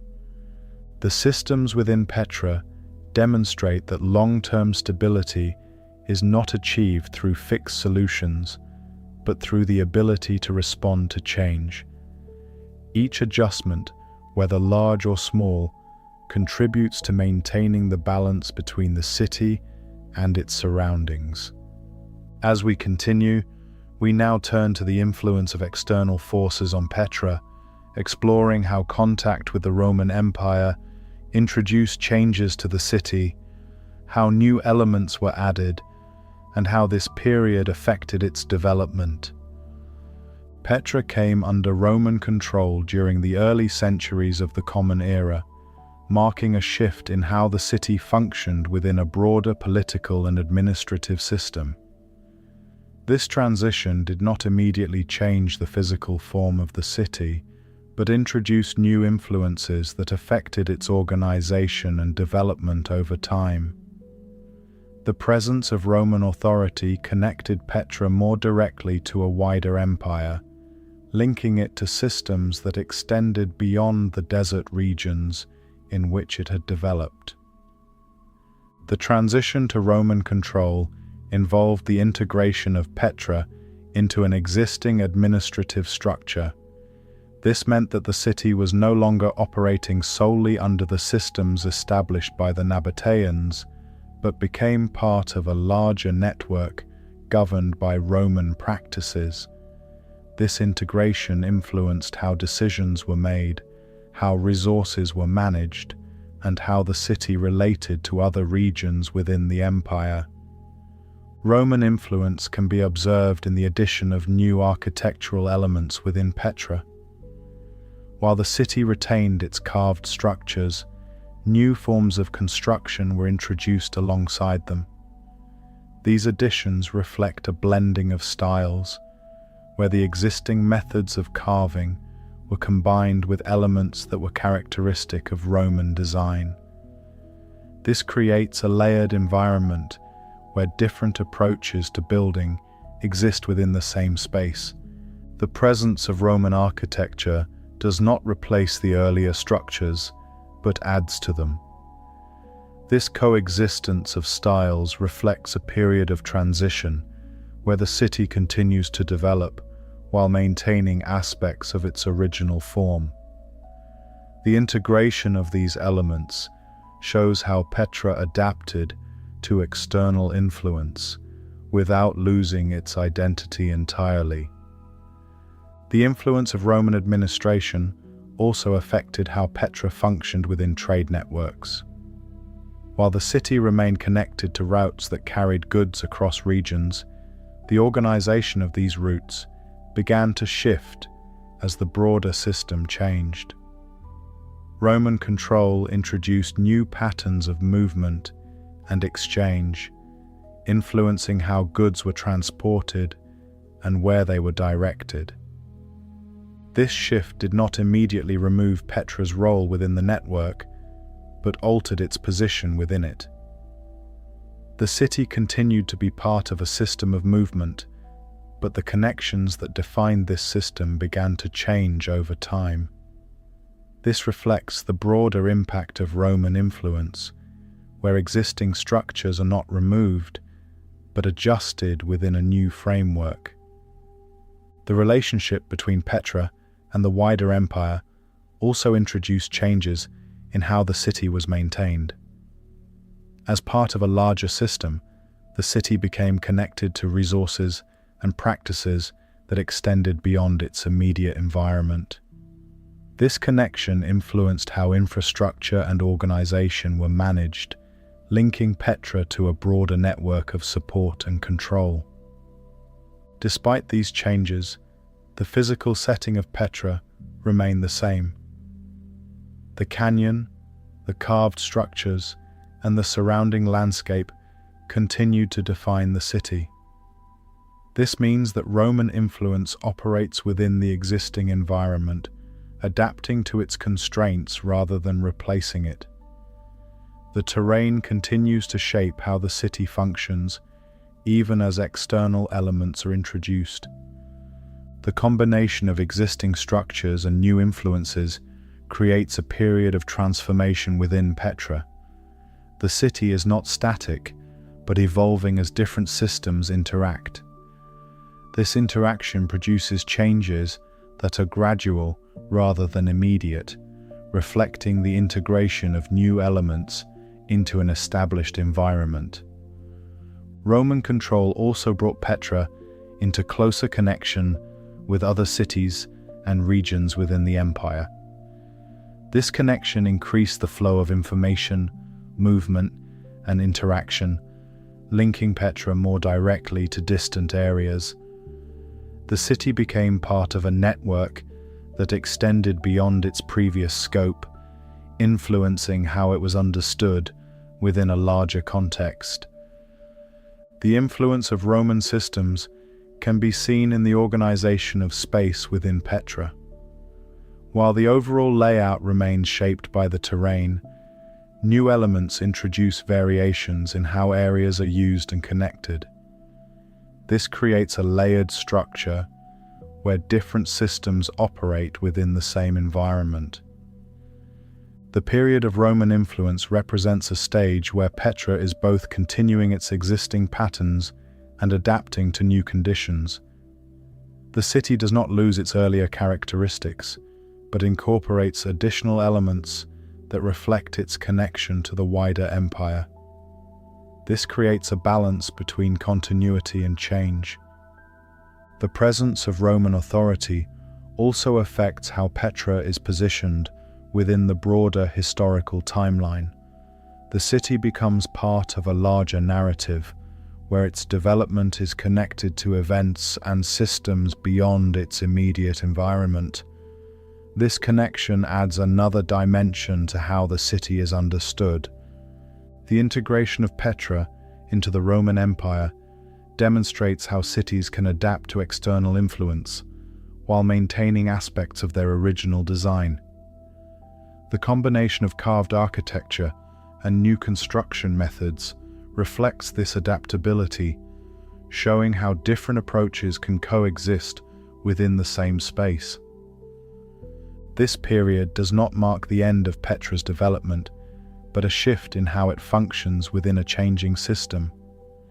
The city continues to exist, but its role and connections begin to evolve. This evolution sets the stage for further changes that will influence its future.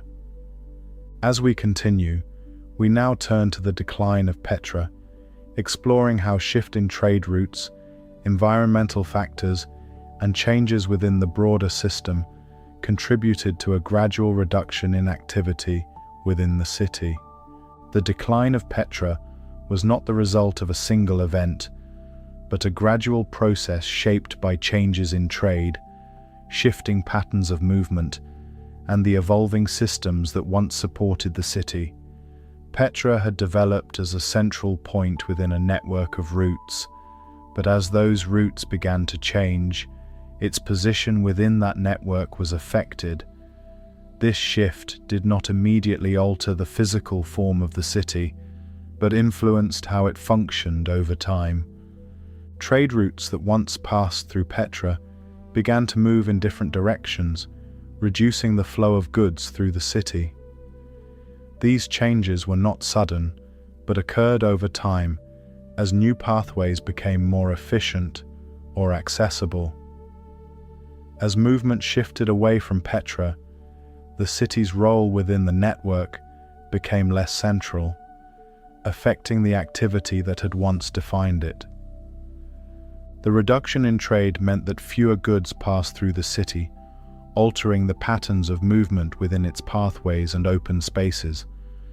Areas that had once been active points of exchange experienced less traffic, and the overall flow of activity began to decrease. This change affected not only the movement of goods, but also the organization of the city itself. The decline in activity also influenced how infrastructure was maintained.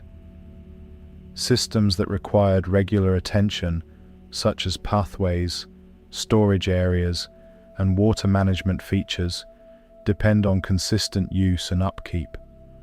As the level of activity decreased, the ability to maintain these systems became more limited, leading to gradual changes in their condition. Environmental factors may have also contributed to the decline of Petra. The same forces that required ongoing adaptation, such as water movement and erosion, continued to affect the city. Without consistent maintenance, the impact of these forces could become more noticeable, influencing how structures and surfaces changed over time. Earthquakes are another factor that may have played a role in the decline. Movement within the ground can affect both natural and carved structures, altering their stability and function. While the exact impact of such events is not always clear, their presence within the region adds another layer to the conditions influencing the city. The combination of reduced trade, environmental challenges, and possible structural changes created a situation where Petra became less active over time. This process did not remove the city immediately, but changed how it was used. The city continued to exist, but with a reduced level of movement and activity. As the population of Petra began to decrease, the organization of space within the city also shifted. Areas that had once been central to activity became less frequently used, and the distribution of people across the city changed. This reduction in population affects how the city functions, as fewer people are present to maintain and use its systems. The decline of Petra reflects a change in how it is connected to the wider world. As trade routes shift and external systems evolve, the city's role within those systems is altered. This change does not occur in isolation, but as part of a broader transformation that affects multiple regions. Despite these changes, the physical structures of Petra remain largely intact during this period. The carved architecture continues to provide stability, even as activity within the city decreases. This separation between physical presence and functional use highlights how a city can continue to exist while its role changes. The decline of Petra is therefore a process where activity diminishes while structure remains. The systems that once supported movement and exchange become less active, and the city transitions into a state where its use is reduced. This transition reflects the changing conditions within the network that once defined its importance. The gradual nature of this decline means that there is no clear boundary between active use and inactivity. Instead, the city moves through a period where both conditions exist at the same time. Some areas may still be used, while others become less central to daily activity. This variation reflects the complexity of the process. The relationship between Petra and its environment continues during this period, with natural forces shaping the landscape even as human activity decreases. The environment does not stop changing, and its influence remains a constant factor in how the city evolves over time. The decline of Petra sets the stage for its eventual abandonment, where the reduction in activity leads to a point where the city is no longer maintained in the same way. This transition is not immediate, but follows the gradual changes that have already begun to take place. As we continue, we now turn to the abandonment of Petra, exploring how the city became increasingly quiet, how its systems were no longer maintained, and how it gradually blended into the surrounding landscape. Over time, Petra moved from a state of gradual decline into one of abandonment, where the systems that once supported daily activity were no longer maintained in the same way. This transition did not occur as a single moment, but as a continuation of the changes that had already begun. As fewer people remained within the city, the level of activity continued to decrease, and the structures and spaces that once supported movement and exchange became quieter. The process of abandonment reflects a shift in how the city was used. Areas that had once been central to activity became less frequently occupied, and the pathways that connected them saw less movement. The organization of the city remained in place, but its function began to change as the presence of people diminished. This change does not immediately alter the physical structure of Petra, but affects how it exists as a space. Some parts of the city may have remained in limited use during this period, even as overall activity declined.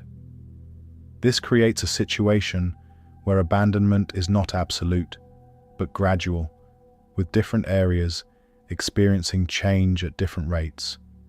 The variation in use reflects the uneven nature of the transition, where some spaces remain active while others become less central. Without regular maintenance, the systems that supported Petra began to change. Pathways that once guided movement became less defined as they were used less often. Storage areas no longer served the same purpose as the flow of goods decreased. Water systems, which required consistent attention, would have functioned less effectively without upkeep. These changes contribute to the transformation of the city from an active environment into one that is no longer sustained in the same way. The environment plays an increasing role during this period. Without human activity to maintain surfaces and systems, natural processes begin to shape the city more directly. Sand, debris, and small materials accumulate within pathways and open spaces, altering how these areas appear and function. This gradual accumulation does not remove the structures, but changes the conditions around them. The canyon setting of Petra contributes to this process of transformation. The same features that once provided protection and controlled access now contribute to its isolation. The narrow passages and enclosed spaces limit visibility and movement, allowing the city to become less noticeable from outside the region. This isolation supports the transition from active use to abandonment. The carved structures themselves remain largely intact during this period. Because they are formed from the rock, they do not collapse in the same way that constructed buildings might. Their stability allows them to remain in place even as the conditions around them change. This creates a contrast between the durability of the structures and the reduction in activity within them. The absence of regular use also affects how the city is experienced. Spaces that were once defined by movement and interaction become quieter, with fewer signs of activity. The pathways, open areas, and carved interiors remain, but their purpose shifts as they are no longer part of a functioning system. This change reflects the transition from a living environment to one that exists without sustained human presence. The accumulation of sand and debris within the city contributes to its gradual concealment. As material settles within the canyon, it alters the surface of the ground and the appearance of pathways. Over time, these changes make certain areas less accessible, reinforcing the process of abandonment. The city becomes more difficult to navigate, not because its structure has changed, but because the conditions within it have shifted. The relationship between Petra and the wider world also changes during this period. As trade routes continue to move away from the region, the connections that once linked the city to other areas become less active. This reduction in connection reinforces the isolation created by the landscape, further contributing to the city's abandonment. Despite these changes, Petra does not disappear. The structures remain within the canyon, preserved by the same environment that contributed to their development. The absence of large-scale construction or destruction means that the city retains much of its original form, even as its use declines. The process of abandonment highlights how a city can transition from activity to stillness without being removed entirely.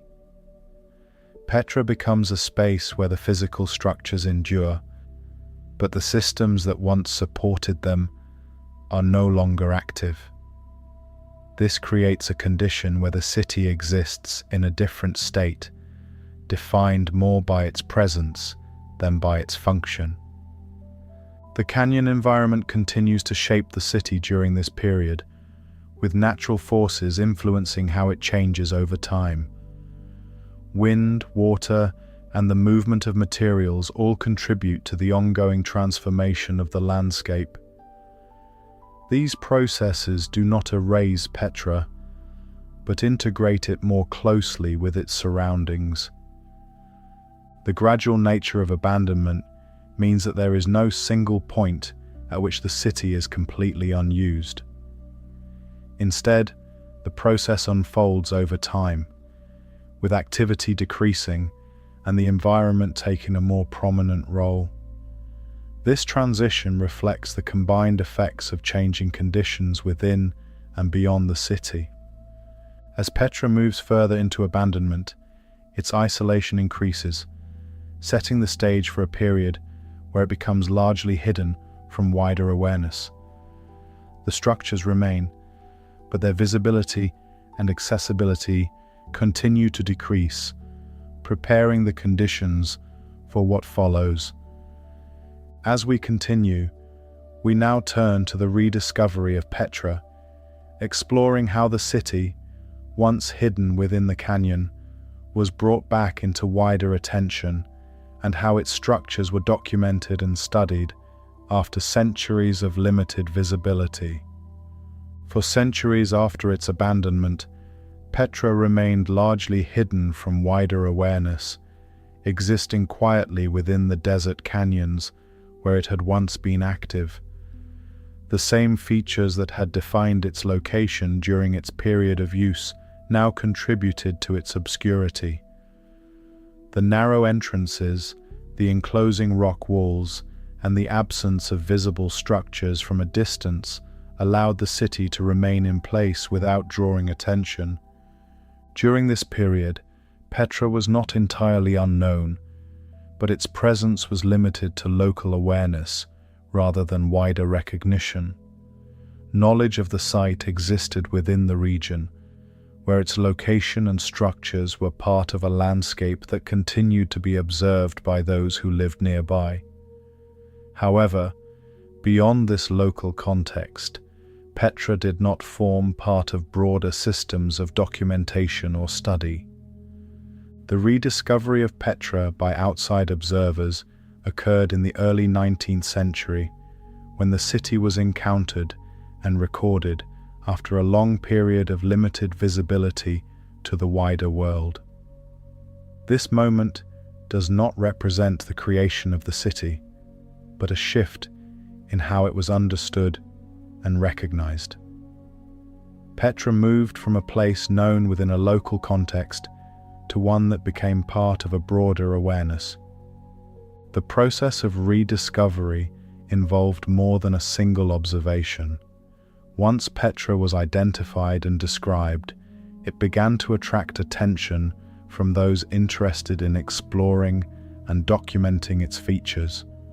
This led to a gradual increase in visits, where the structures and layout of the city were observed, recorded, and shared with others. The act of documentation transformed Petra from an isolated location into a subject of wider interest. The experience of encountering Petra after its long period of obscurity reflects the impact of its hidden setting. The approach through the canyon, the gradual reveal of its structures, and the contrast between the enclosed environment and the carved facades create a sense of discovery that is shaped by the design of the landscape itself. This experience contributes to how the city is perceived when it is first seen. The structures of Petra, preserved within the canyon, present a record of the methods used to create them. The carved facades, the interior spaces, and the layout of the city remain visible, allowing observers to study how the city was formed. The durability of the sandstone and the integration of the structures into the landscape contribute to this preservation. As interest in Petra increased, efforts to document its features became more detailed. Observations were recorded through written descriptions, drawings, and later forms of visual representation.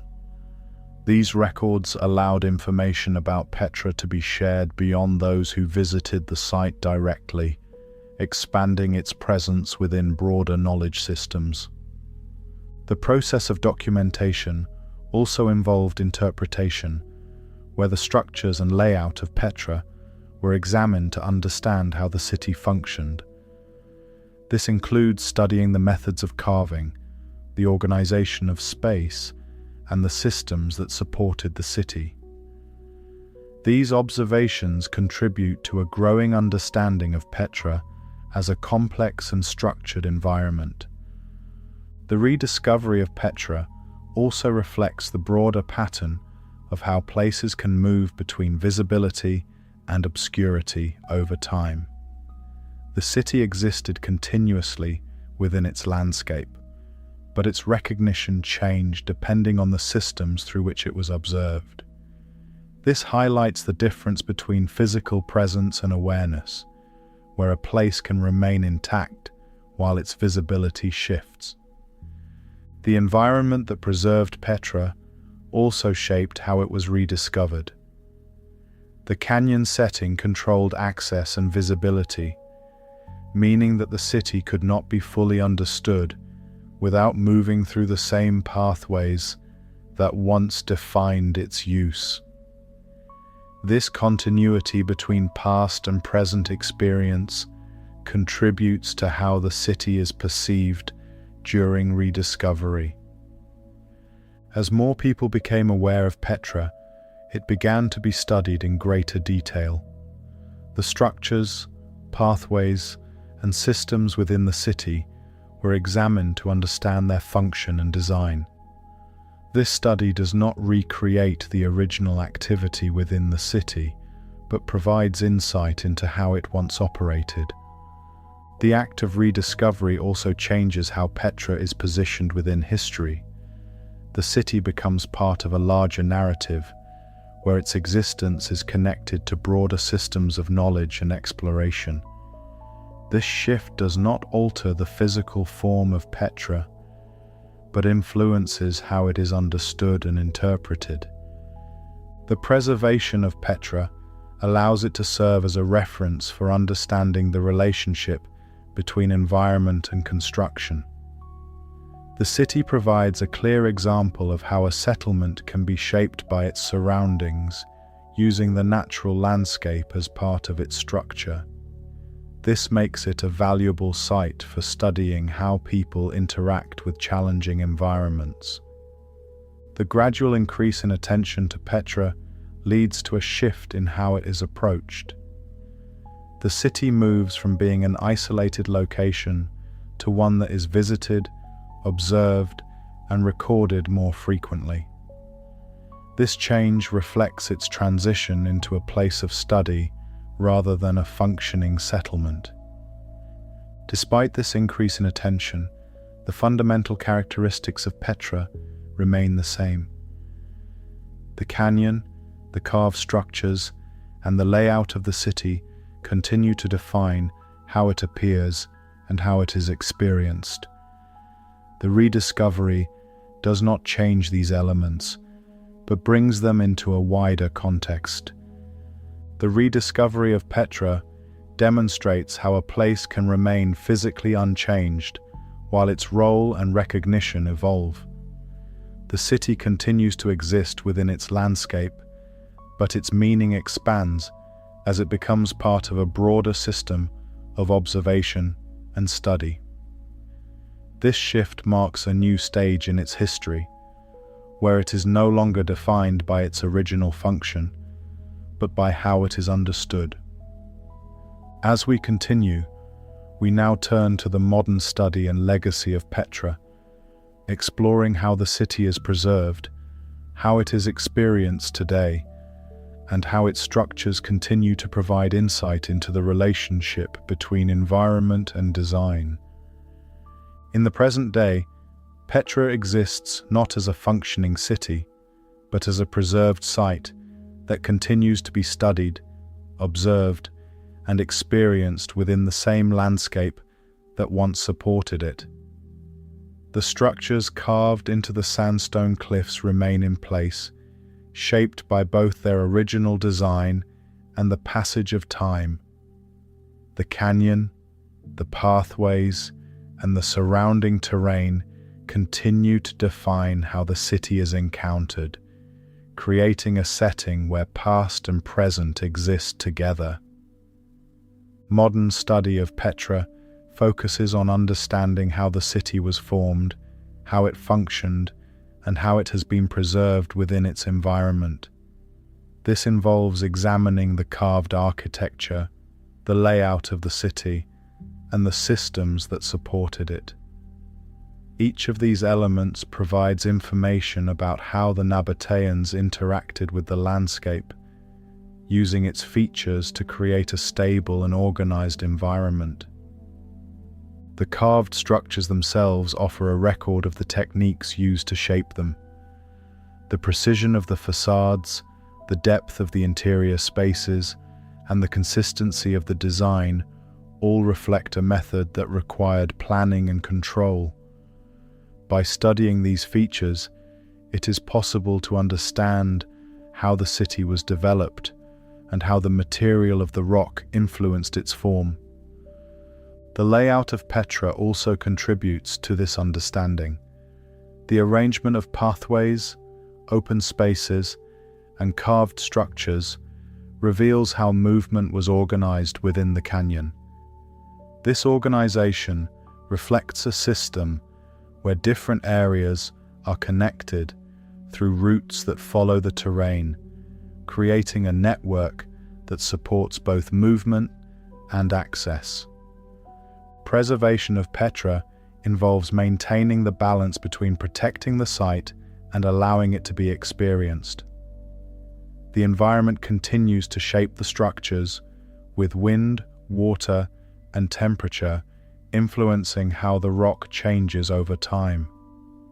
Preservation efforts focus on managing these effects, ensuring that the structures remain stable while respecting the natural processes that define the landscape. This process requires careful observation and ongoing attention.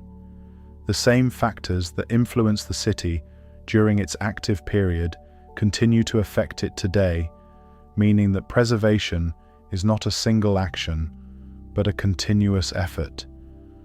The goal is not to prevent all change, but to manage it in a way that maintains the integrity of the site. Visitors to Petra experience the city in a way that reflects its original design. The approach through the site, the gradual reveal of the structures, and the movement through the canyon all follow the same paths that once guided activity within the city. This continuity allows the experience of Petra to remain connected to its past, even as its function has changed. The presence of visitors introduces a new form of activity within the site. Movement through the city continues, but it is now defined by observation rather than daily use. This shift changes how the spaces are experienced, while still maintaining the structure of the environment. The pathways, open areas, and carved spaces continue to guide movement, shaping how the site is explored. The relationship between Petra and its environment remains central to its identity. The city is still defined by the canyon, the sandstone cliffs, and the patterns of light and shadow that move across the rock. These elements create a setting that is both stable and dynamic, where the structures remain while the environment continues to change. The legacy of Petra is not only found in its physical form, but in the methods used to create it. The approach of carving into the rock, working with the landscape, and adapting to environmental conditions provides insight into how people can interact with challenging settings. This legacy extends beyond the city itself, offering a perspective on how design and environment can be integrated.